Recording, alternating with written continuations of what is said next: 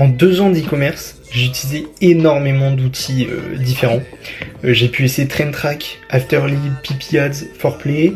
Et aujourd'hui, cette vidéo elle a pour but en fait de vous présenter l'outil que j'utilise actuellement et qui pour moi est le meilleur actuellement sur le marché. Alors pour moi, aujourd'hui on fait face à un tool ultra abouti au niveau design. Donc vraiment pour moi je le considère un produit niveau Apple parce qu'en fait il met le design et les fonctionnalités au même cadre. C'est-à-dire qu'on n'est pas là pour faire du beau juste pour que ça soit beau. On est là pour faire un truc vraiment qui fonctionne, qui est logique à utiliser et qui est agréable. Cet outil c'est BrainSearch. On va passer dessus dans même pas 2 secondes. Juste pour moi, il met une vitesse vraiment à tous les autres tools avec une seule donnée, c'est qu'il traque plus de 5 millions de sites Shopify. Et en fait, c'est vraiment le combat des tools e-commerce, c'est d'avoir de la data à l'infini. Et cette fois-ci, vous avez un nombre infini de stores. En fait, genre, c'est traqué tous les jours, c'est remis à jour. Vous n'aurez pas mieux sur le marché. Il propose aussi des petites fonctionnalités. On va avoir le tracking des ads account liés à l'URL et non pas à une boutique. C'est-à-dire que si un ads account qui n'est pas lié à cette boutique a fait une pub pour l'URL de la boutique, il sera traqué sur BrainSearch. On a aussi une IA qui est intégrée. On va directement aller la voir tout à l'heure. Vous avez du coup des shops similaires qui sont mis en avant, les niches automatiques et un wording ultra poussé vraiment avec les mots-clés. C'est ultra puissant, c'est-à-dire que vraiment là-dessus, il n'y a rien à dire, c'est vraiment incroyable de pouvoir l'utiliser. Au niveau du fondateur, du coup, c'est Dylan. Je vous mets le Discord de BrainSearch en bio et le Twitter du coup de Dylan. Le mec est ultra cool, franchement, il est accessible. Vous lui envoyez un message, il y a un bug, une idée, des améliorations, vous y allez. Voilà, vous aurez tout en description et on va directement aller sur le Tools parce qu'il n'y a pas mieux pour découvrir cet outil. Donc on va prendre pendant toute la vidéo un site Pureva pour faire l'exemple et pour voir jusqu'au bout à quoi sert cet outil, qu'est-ce qu'il va nous apporter et qu'est-ce qu'on va découvrir. Quand vous arrivez sur une boutique Shopify, vous allez pouvoir automatiquement activer l'extension. L'extension elle va s'ajouter en rajout de votre navigateur et pas en superposition, si vous voyez ce que je veux dire, c'est-à-dire que ça reste toujours en fait ici. Et vous allez du coup pouvoir réactualiser en fonction des sites que vous allez chercher en appuyant sur ce bouton. Au niveau de l'extension, elle marche pour les sites Shopify et les autres, elle va vous donner le trafic, mais si c'est pas du Shopify, vous n'aurez pas l'origine, la date de création, les produits et le Ads Library. Donc vous aurez quand même une estimation de trafic. Pour faire très simple, elle va vous donner toutes les informations dont vous avez le plus besoin, le plus rapidement possible. Vous voyez le nombre d'ads lancés au total, combien sont actifs actuellement. Vous avez le moyen d'aller sur BrainSearch en un clic, hop. On verra après ce que ça donne. Vous avez du coup l'origine du shop, c'est factuel. La date de création, elle l'est un peu moins. Moi je trouve qu'il y a beaucoup d'erreurs là-dessus et même sur mes propres shops, j'ai fait la vérification, les dates sont fausses. Donc ne vous y fiez pas. Vous avez ici le nom du thème, la niche. Vous avez l'AOV, donc l'AOV c'est le panier moyen de la boutique. Pour faire simple, vous avez ici l'estimate traffic. Ça va scrap des datas un peu ailleurs. Et ça va vous dire, voilà, le dernier mois traqué c'était juillet par exemple, et ben vous avez 36 000 visites et vous pouvez voir la courbe. Attention, ces données ne sont pas factuelles et vérifiables à 100%. C'est un ordre de grandeur, c'est-à-dire que par exemple ce site-là, il est peut-être à 100K visites actuellement dans la vraie vie. Cependant, c'est pour vous donner un ordre d'idée. Là où il faut faire attention, c'est que sur les nouveaux shops, c'est très mal traqué parce que du coup, il y a des mois de décalage et surtout, il n'y a pas assez d'ancienneté pour vraiment avoir une courbe et voir le trafic. Donc là où vous vous fiez le plus, c'est au niveau des ads actifs et du spending qui est dévoilé sur BrainSearch. Donc retenez bien ça, c'est la nouveauté qui a été mise en place. Vous avez maintenant le ad spend sur les ads et les funnels. Par la suite, vous avez l'estimate revenu, c'est juste l'AOV fois le trafic, on va éviter de s'y fier. Ici, j'ai oublié, vous avez le nombre de produits disponibles sur le shop, et ici vous avez les origines de trafic, c'est pareil, pour voir dans les grandes lignes, c'est-à-dire que c'est surtout un shop qui tourne en France et Suisse. Là, ici, vous avez du coup le Meta Ads Library que vous pouvez lancer en un clic. Et vous avez du coup un récap avec le nombre de ads account qui ont été traqués. Comme je vous ai dit dans l'intro, ici BrainSearch va retracer tous ceux qui utilisent l'URL. Vous avez du coup la possibilité de le traquer sur Spectre. Comme vous le verrez, BrainSearch est fait et créé d'une manière où vous avez 4 axes. En fait, vous avez la Brand Library, Discovery, Spectre et le Swap File. Spectre, c'est vraiment pour aller étudier le ads account, les créatives, etc. Ici, vous avez les IA Similar Stores, c'est-à-dire tous les stores qui vont avoir les mêmes wordings, les mêmes niches et que Brand Search va automatiquement associer entre eux. Souvent, les premiers sont corrects et plus vous allez aller loin, moins ça l'est. Donc faites attention à ça aussi. Par contre, c'est ultra intéressant. Quand je fais mes recherches produits, je gagne un temps monstrueux pour vous monter des shops avec les mêmes produits. Là, vous pouvez du coup relancer Brand Search. Ici, vous avez les best-sellers. En fait, c'est vraiment la vraie data scrap depuis Shopify, donc il n'y a pas de doute là-dessus. Ce qui est aussi intéressant, c'est que du coup, vous avez les produits, même ceux qui ont été retirés. Donc, c'est-à-dire qu'on ne peut plus accéder, mais ils sont toujours publiés sur Google, vont être listés ici. Pour récupérer des numéros de commande, vous pouvez vous amuser à prendre la shipping protection, même si elle n'est plus disponible factuellement sur le site. Ou des fois, il y a des pages produits, vous allez voir, il y a eu des mauvais listings à 1 €, 2 €. Vous payez le premier soir à minuit et le lendemain à minuit, vous aurez la différence du nombre de commandes en un jour. Vous pouvez le faire 1er du mois, 31 du mois. Après, vous avez les apps qui sont détectables et détectées sur le site. Attention, c'est pareil. Souvent, il y a des apps qui ne sont pas dessus. Vous pouvez vous y fier, mais pas trop. Après, ça, je ne l'utilise pas personnellement. Vous allez du coup pouvoir lancer l'analyse complète de Brand Search en un clic. Moi, ce que je vous conseille du coup, de couper l'extension quand vous êtes sur le site, parce que vous n'en avez plus besoin. Ici, on va être sur le panel principal de Brand Search pour analyser la boutique. Vous allez du coup avoir le trafic plus grand, plus détaillé. Vous avez aussi les meta ads actifs en fonction du temps de ce qui a été traqué. Donc comme on peut le voir, en février, on avait que 24, aujourd'hui on est sur 98. Donc on est sur une belle évolution. Vous avez aussi ici un petit récap avec les pixels. Vous avez ici le social et le trafic. Vous avez du coup les keywords environ pour voir le nombre de mots-clés recherchés. Vous avez aussi un récap du trafic encore une fois.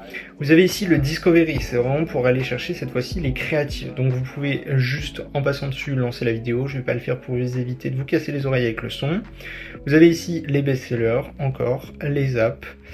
Et ici, vous avez l'IA qui va vous faire un récap que vous allez pouvoir copier-coller comme ça dans ChatGPT pour vraiment vous faire un petit tableau ou même vous-même pour pouvoir noter les mots, noter les value proposition dans un Google Sheet, etc. Ici, du coup, vous avez les IA Similar Store. Donc, ça le fait en fonction des mots-clés, comme vous pouvez le voir. Hop, on peut le mettre ici, remplacement.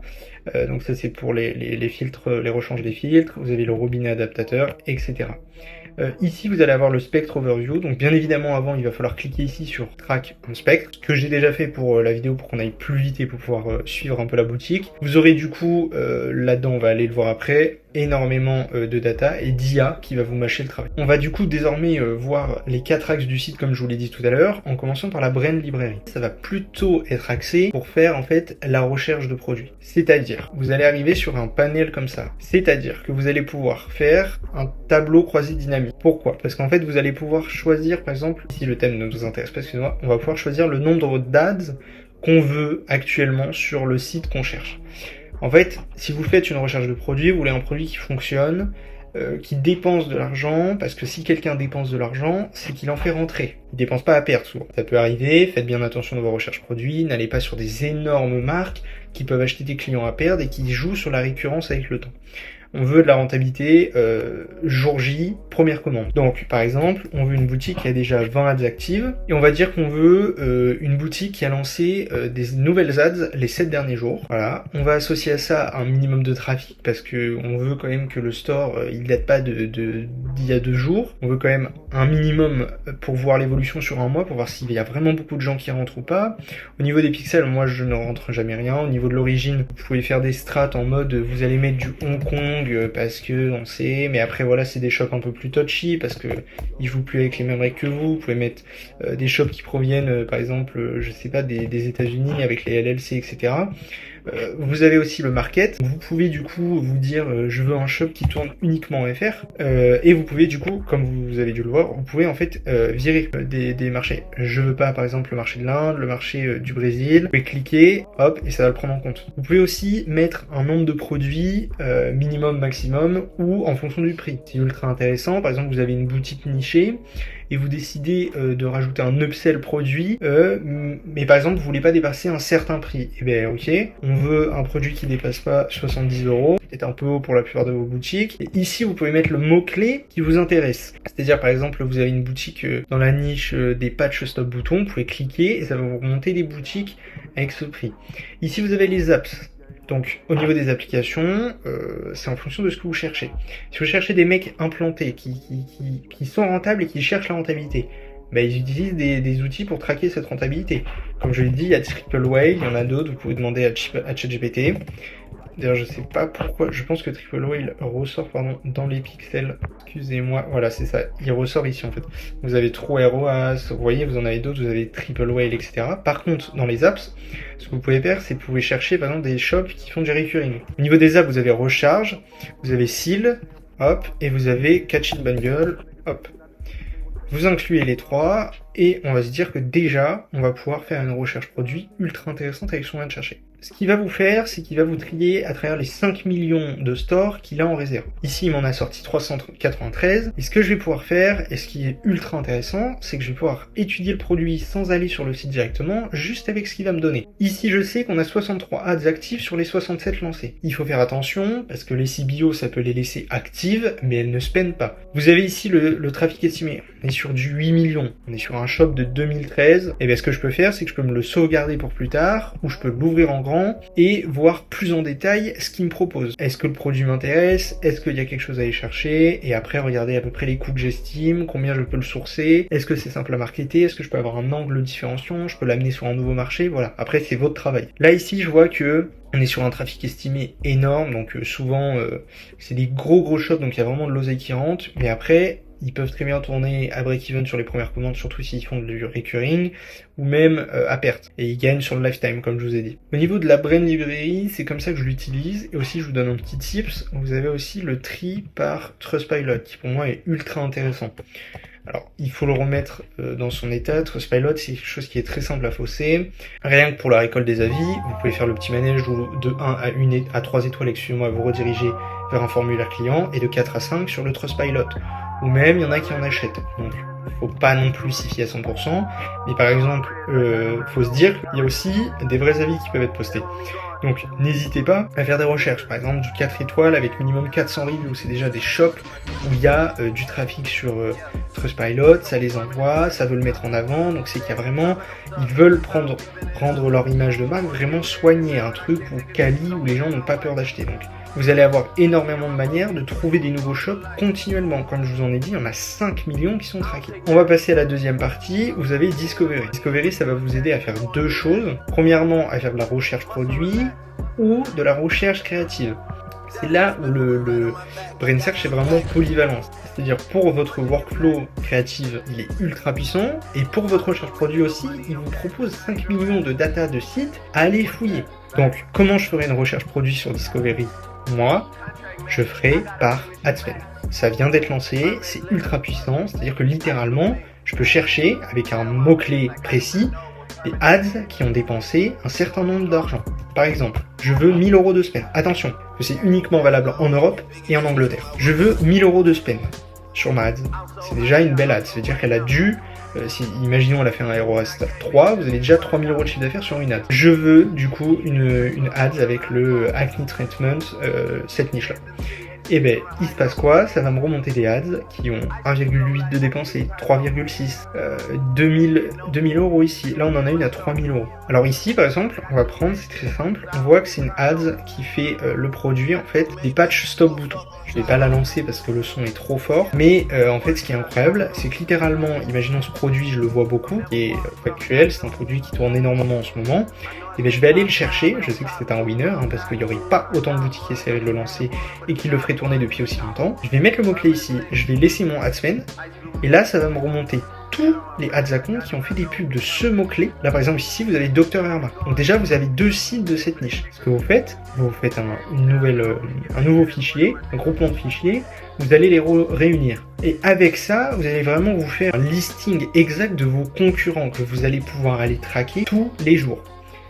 On reprend, vous êtes une marque, c'est pareil, hein, vous êtes déjà une marque qui vend des patchs stop boutons, Vous cherchez vos concurrents, vous cherchez les dernières créas qui ont été lancées, et bien vous arrivez ici, vous mettez le spend, vous triez par le nombre de ads actifs sur les comptes, vous triez par le trafic des sites qui ont fait la pub et vous allez avoir des idées, etc.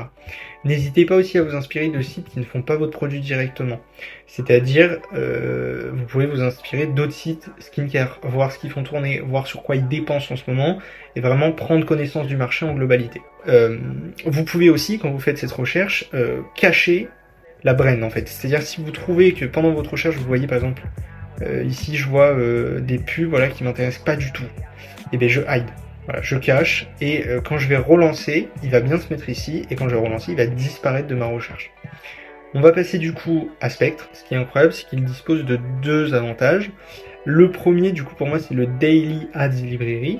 Donc ici je vais pouvoir sélectionner le fichier de All Tracked Ads par exemple, et voir littéralement actuellement tous les jours ce qui est lancé par mes concurrents. Alors je vous floute parce que je veux pas vous montrer ce que je tracte, mais du coup tous les matins vous arrivez sur votre PC, vous lancez Brand Search et vous avez votre fil d'actualité avec ce qui est lancé par les gens que vous traquez.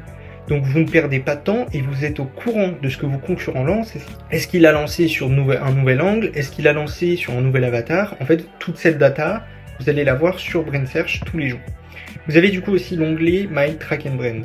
Du coup, on va retourner sur Pureva que j'ai traqué juste avant. On va la lancer ici. Vous allez avoir pour moi ce qui fait de Brand Search l'outil le plus puissant en e-commerce aujourd'hui. C'est construit de la manière suivante. Vous allez avoir un récap. Les hooks, les ad titles, les ad copy, les scripts, les ads créatives, les landing pages. Et vous avez du coup l'onglet Brand qui va vous remontrer cette page. Comme ça, vous n'avez pas à sortir du spectre. Au niveau de l'overview, vous allez avoir la courbe du nombre de ads lancés, ou du active ads, ou du nombre de landing page. Donc vous pouvez voir directement avec le graphique. Pas besoin de cliquer ailleurs. Ici, on verra plus en détail parce que du coup, c'est ici. Là, vous avez du coup les toutes dernières créatives qui viennent d'être lancées, les plus dupliqués, et vous avez aussi des petits ratios. Combien de jours en moyenne ça laisse active une ads, combien la plus longue a duré, tous les combien de temps ça envoie des ads, et le active ratio. Au niveau du coup des hooks, quand vous allez traquer sur Spectre, automatiquement l'outil va faire un transcript absolument toutes les vidéos et les étudier. C'est-à-dire qu'il va vous sortir les hooks, les ad copy. Ici vous êtes sur les hooks, donc vous pouvez voir littéralement les trier comme vous voulez. Celui de la plus longue durée de publicité. Donc c'est-à-dire que celle-là, elle a duré pendant 333 jours. Vous devez arrêter de boire de l'eau du robinet immédiatement. C'est choquant, ça interpelle, les gens s'arrêtent. Faites aussi attention, comme je vous l'ai dit, les publicités, elles peuvent être actives aussi longtemps parce qu'elles étaient en CBO et n'ont pas été coupées manuellement. Vous avez les ad titles. C'est ce qu'on va rentrer sur Facebook lorsqu'on lance nos publicités, le titre et le ad copy. Vous pouvez vous inspirer, vous pouvez regarder ce que vos concurrents mettent, quels sont les pain points qui vont retravailler dans ces titres, qu'est-ce qui attire l'attention. Vous avez ici du coup, ce qui est pour moi le plus intéressant, c'est les scripts. Et là où vraiment vous avez un coup de boost mais monumental par rapport à tous les autres tools, en un clic, vous pouvez exporter tout ce que vous avez vu. Comme je vous l'ai dit, l'équipe Brand Search, elle est à l'écoute de la communauté. Je suis arrivé sur le tool il y a 3 mois. Le premier mois, je me suis rendu compte que je faisais énormément d'export JSON et que j'en avais marre par exemple d'avoir les LP ou les hooks ou les titles et que je voulais que les transcripts. Je leur ai demandé de mettre ça en place. Maintenant, vous pouvez cocher et ils l'ont fait. Maintenant, c'est-à-dire que vous avez directement quelque chose pour nourrir ChatGPT et qui va vraiment lire. C'est parce qu'en fait, ChatGPT, quand vous lui envoyez un long PDF, il ne va pas le lire. Il va vous dire qu'il le lit, mais il ne le lit pas réellement. Parce qu'il n'a pas les capacités de lire 250 pages d'un PDF. Par contre, un fichier JSON, il va le lire entièrement. Ici, ça va vous faire un copier-coller JSON dans votre clipboard. La seule chose à penser, c'est qu'en fait, ce copier-coller, vous ne pourrez pas le coller directement dans ChatGPT parce qu'il va être trop long. Donc l'astuce, c'est de retourner sur un JSON éditeur en ligne. Je vous mettrai le lien en description. Et à partir de là, vous allez pouvoir vous faire votre propre fichier. Je vais vous montrer en direct. Voilà, je clique sur mon JSON Exporter, je fais un nouveau fichier, je le colle, je fais Save on Disk. Et là, ici, je peux l'envoyer à ChatGPT, il saura le lire et il peut vous faire des analyses. Si vous voulez des vidéos sur comment je fais mes analyses avec le fichier JSON et comment je l'envoie à ChatGPT pour qu'il l'analyse avec des livres de marketing, etc., dites-le moi dans les commentaires, ça sera fait. Ici, vous avez du coup les ads créatives et là, c'est monstrueux. Vous êtes en fait pareil sur un tableau croisé dynamique, vous refaites vos tris sur les ads. Vous voulez voir une ad où ils ont spend 1000 €. vous appuyez, ça va les trier et ça va vous montrer toutes les ads qui ont dépensé un minimum 1000 euros. Ici on en a une qui a dépensé 1000 euros, 1000 euros, 11 000 euros. Celle-là, ok, je vais la prendre, je vais me la mettre dans un fichier que je vais nommer tac tac ads spend plus de 10 000. Vous avez ici les landing pages qui vont calculer automatiquement combien de ads à travers le funnel ont dépensé. Donc vous avez la landing page qui dépense le plus, 87 000 euros traqués, et je vais bien traquer. Prenez en compte que du coup la data du spend elle est un peu biaisée parce que c'est des CPM par défaut. Il reste cohérent au marché, parfois c'est en dessous, parfois c'est au-dessus. Plus souvent ce que vous voyez ici c'est largement en dessous de la réalité. Et du coup aussi ce qui est monstrueux c'est que ça va vous faire un screenshot automatique de la landing page. Vous n'avez rien fait. Ça c'est BrainSearch qui vous fait tout. Vous cliquez sur track et ça va vous le traquer. Vous pouvez du coup le télécharger, le mettre dans un Figma ou un Freeform pour vraiment aller creuser en détail, regarder les CTA, regarder les pain points dont il parle, l'avatar. Vous pouvez vraiment le travailler et surtout si cette page est supprimée, elle a été screenshot, elle est toujours disponible en fait sur BrainSearch. Et du coup, pour finir, on va revenir sur le petit Notion. Pour finir, je vous ai gardé un petit cadeau. Vous avez du coup un code promo additionnel à la réduction actuelle sur BrainSearch. Donc vous avez déjà moins 20% quand vous prenez un abonnement BrainSearch. Et grâce au code FINOTE20, vous aurez moins 20% supplémentaire. Le tools au prix auquel vous l'aurez, je sais pas combien de temps ça durera, franchement foncez, je trouve que le prix est extrêmement bas. Personnellement je paye je crois dans les 70 euros par mois pour mon équipe, on est deux. Franchement, ça fait 3 mois que je paye, je n'arrêterai pas de payer ce tools. Les mises à jour sont envoyées semaine après semaine, l'équipe ne s'arrête pas, surtout ils sont ultra réactifs et ils prennent note de ce que les utilisateurs ont envie. Je vous remercie grandement de m'avoir écouté et d'avoir regardé cette vidéo jusqu'à la fin. N'hésitez pas à mettre des idées de vidéos en commentaire ou si vous avez des questions. Tous les liens de tout ce que j'ai utilisé dans la vidéo sont dispo dans la description. N'hésitez pas à me contacter sur Discord, il sera aussi dans la description si j'oublie des choses, si vous voulez parler de votre boutique, si vous avez des questions, etc. Je vous remercie encore et je vous souhaite bon courage, bon travail et on se revoit pour une prochaine vidéo.